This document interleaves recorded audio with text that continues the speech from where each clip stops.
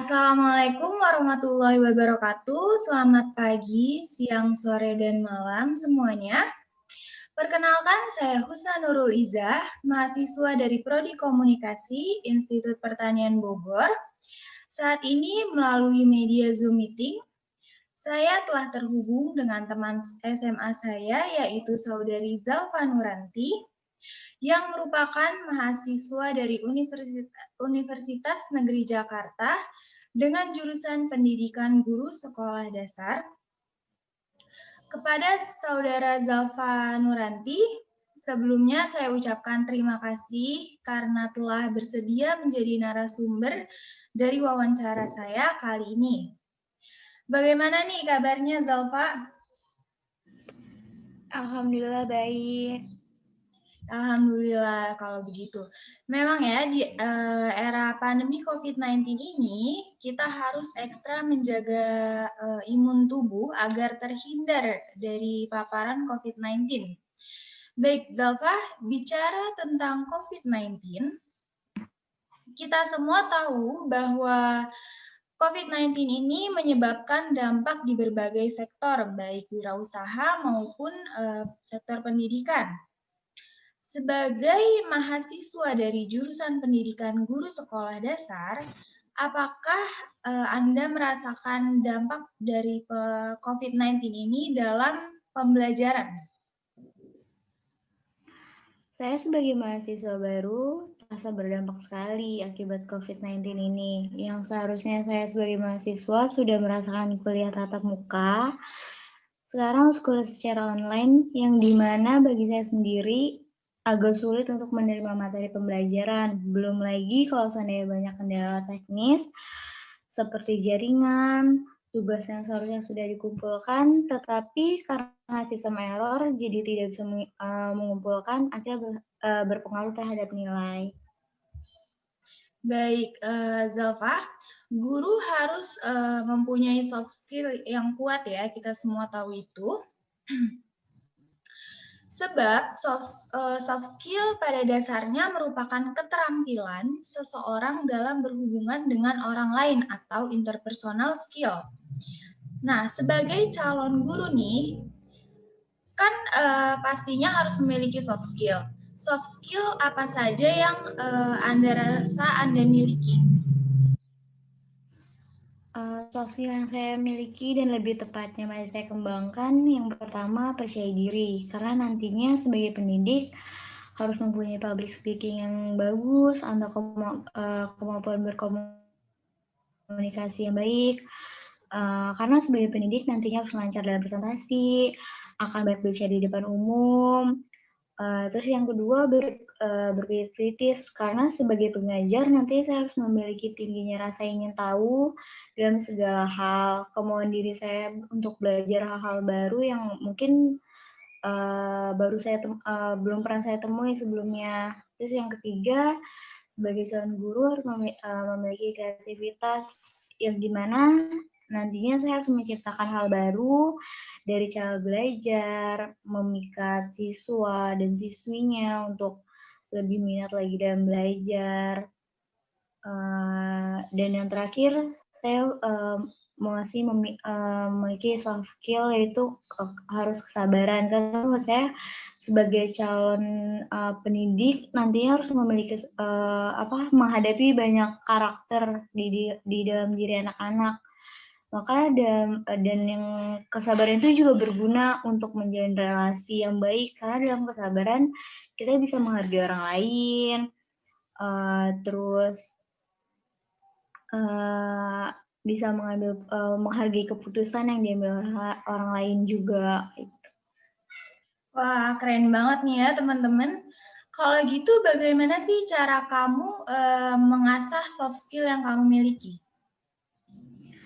Kalau sebagai mahasiswa baru saya mulai dari kepanitiaan. Kalau di dalam kelas saya selalu mencoba aktif dari kerja kelompok, presentasi, terus bisa menjadi penanggung jawab di kelas, dosen, seperti itu.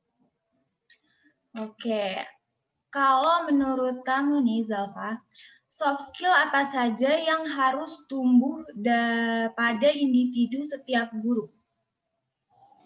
Kalau yang pertama pasti kepercayaan diri, terus yang kedua kesabaran, yang ketiga tuh kreativitas, dan yang keempat itu mampu bersosialisasi dengan baik dan mampu memecahkan masalah. Oke. Zalfa, Kemendikbud melalui Direktorat Jenderal Pendidikan Tinggi pernah menjelaskan bahwa dengan mempelajari keterampilan non-teknis, pelajar dapat memperluas relasi dan memperkuat mental agar tidak mudah menyerah. Namun sayangnya pada era pandemik ini kan kita tidak mungkin untuk memperluas relasi apabila dilakukan secara outdoor ya. Nah,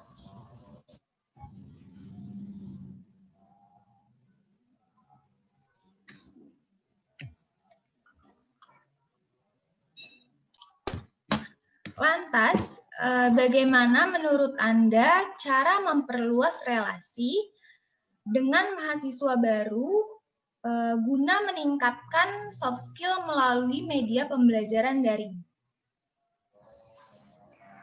Dari pengalaman saya sendiri, menurut saya sudah merasakan itu dengan cara ada suatu kepanitiaan atau organisasi. Di mana sekarang udah banyak media untuk melakukan rapat secara online, berdiskusi secara online. Mungkin berawal dari membuat acara dan terbentuk sebuah kepanitiaan, akhirnya mereka melakukan diskusi bersama. Dari situ memperluas relasi yang baik, yang tadi sebelumnya belum pernah kenal karena berdiskusi atau rapat secara online. Walaupun tatap maya, tapi masih bisa tetap berkenalan dan terciptanya relasi atau pertemanan yang luas. Oke, Zalfa, dari yang saya baca, salah satu cara mengembangkan soft skill ialah kerja tim. Nah, sepertinya seperti halnya ketika kita dalam mengerjakan tugas kelompok, apakah menurut Anda kerja tim ini efektif dalam mengembangkan soft skill meski melalui pembelajaran berbasis daring ini? Kalau menurut saya sendiri masih efektif karena itu salah satunya tugas kelompok. Di mana yang pertama ada pembagian tugas, dari situ belajar bertanggung jawab. Yang kedua berkomunikasi yang baik dan diskusi satu sama lain. Dari presentasi walaupun secara daring, tapi kita masih bisa melalui Zoom meeting untuk melatih public speaking atau melatih cara berkomunikasi dengan baik. Dan yang ketiga kekompakan, yaitu saling menerima pendapat, bekerja sama dalam memecahkan jawaban atau keputusan. Nah, Zalfa, menurut kamu tuh soft skill tuh apa sih? Terus apakah soft skill tuh bisa dilatih? Oke, menurut saya itu soft skill adalah kemampuan yang sulit diukur dan bersifat subjektif. Namun menurut saya soft skill itu bisa dilatih. Salah satunya bagi mahasiswa ikut kepanitiaan atau organisasi. Dari situ dia bisa melatih kepercayaan diri kan, kayak menjadi ketua pelaksana atau sebagai koordinator, di mana di situ dia melatih kepercayaan diri untuk public speaking, terus juga dia melatih kepemimpinan karena belajar bertanggung jawab kayak gitu. Oke, Zalfa, yang terakhir, ada nggak nih pesan-pesan yang mau disampaikan buat mahasiswa yang sedang melaksanakan pembelajaran daring ini? Iya, buat semua mahasiswa tetap semangat, jangan jenuh, karena belajar daring kan di rumah aja, terus nggak kemana-mana juga lagi masa pandemi kayak gini.